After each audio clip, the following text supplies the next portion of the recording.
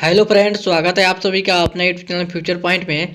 तो दोस्तों, आज के इस वीडियो में मैं बताने वाला हूं बिहार बोर्ड मैट्रिक परीक्षा 2026 के लिए संस्कृत का ऐसे क्वेश्चन जो बिहार बोर्ड में बार बार पूछे जाते हैं। तो इस वीडियो को शुरू से अंत तक देखिएगा, इस वीडियो को कहीं से स्किप मत कीजिएगा। और यदि दोस्तों अगर आप इस चैनल पर नए हैं तो चैनल को सब्सक्राइब कर लीजिएगा और वीडियो को लाइक जरूर कीजिएगा। तो चलिए स्टार्ट करते हैं आज का वीडियो।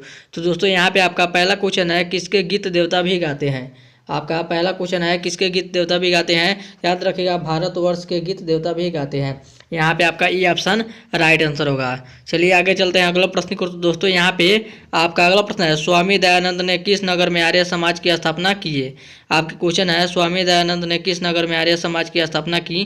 तो याद रखिएगा, मुंबई शहर में किए थे। किस नगर में किए थे, तो मुंबई नगर में किए थे। यहाँ पे आपका बी ऑप्शन राइट आंसर होगा। चलिए आगे चलते हैं अगला प्रश्न को। तो दोस्तों, यहाँ पे आपका अगला प्रश्न है, सबसे बड़ा खजाना क्या है। आपका क्वेश्चन है, सबसे बड़ा खजाना क्या है। तो याद रखिएगा, सबसे बड़ा खजाना विद्या है। यहाँ पे आपका बी ऑप्शन राइट आंसर होगा। चलिए आगे चलते हैं अगला प्रश्न को। तो दोस्तों, यहाँ पे आपका अगला प्रश्न है, शत्रु राज्यों में क्या बढ़ रहा है। आपके क्वेश्चन है, शत्रु राज्यों में क्या बढ़ रहा है। तो याद रखिएगा, शत्रु राज्य में क्या बढ़ रहा है, तो कलह बढ़ रहा है। क्या बढ़ रहा है, तो कलह बढ़ रहा है। यहाँ पे आपका ये ऑप्शन राइट आंसर होगा। चलिए आगे चलते हैं अगला प्रश्न को। तो दोस्तों, यहाँ पे आपका अगला प्रश्न है, स्वामी दयानंद का जन्म किस ग्राम में हुआ था। आपका क्वेश्चन है, स्वामी दयानंद का जन्म किस ग्राम में हुआ था। तो देखिए, यहाँ पे ग्राम पूछ रहा है, तो टंकारा ग्राम में हुआ था। यहाँ पे ये ऑप्शन राइट आंसर होगा।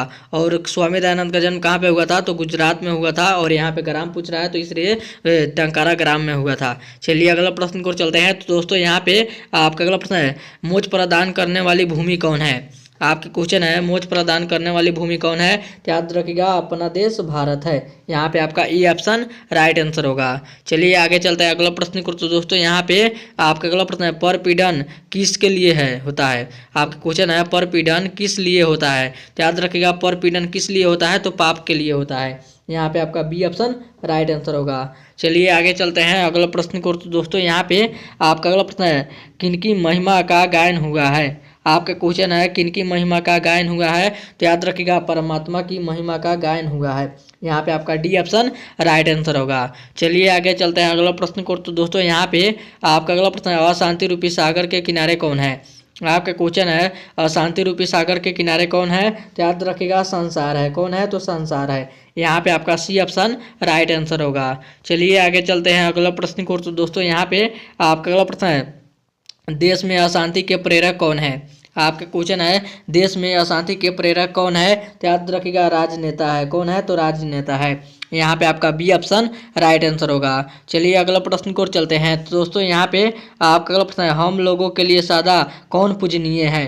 आपका क्वेश्चन है, हम लोगों के लिए सादा कौन पूजनीय है। तो याद रखिएगा, भारत है। यहाँ पे आपका बी ऑप्शन राइट आंसर होगा। चलिए आगे चलते हैं अगला प्रश्न को। तो दोस्तों, यहाँ पे आपका अगला प्रश्न है, किसकी विजय नहीं होती है। बताइए कमेंट करके, किसकी विजय नहीं होती है। तो याद रखिएगा, असत्य की विजय नहीं होती है और सत्य की जीत होती है। यहाँ पे आपका बी ऑप्शन राइट आंसर होगा। चलिए आगे चलते हैं अगला प्रश्न को। तो दोस्तों, यहाँ पे आपका अगला प्रश्न है, भारत महिमा पाठ का द्वितीय श्लोक किस पुराण से संकलित है।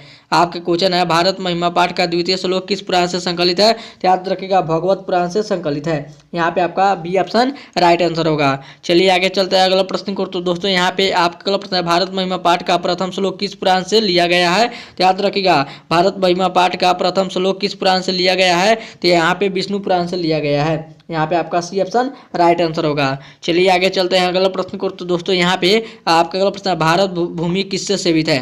आपके क्वेश्चन है, भारत भूमि किससे सेवित है। तो याद रखिएगा, सागर पर्वत झरने से सेवित है। किससे सेवित है, तो सागर पर्वत झरने से सेवित है। यहाँ पे आपका सी ऑप्शन राइट आंसर होगा। चलिए आगे चलते हैं अगला प्रश्न को। तो दोस्तों, यहाँ पे आपका अगला प्रश्न है, कैसा चरित्र वाले संसार को परिवार मानते हैं।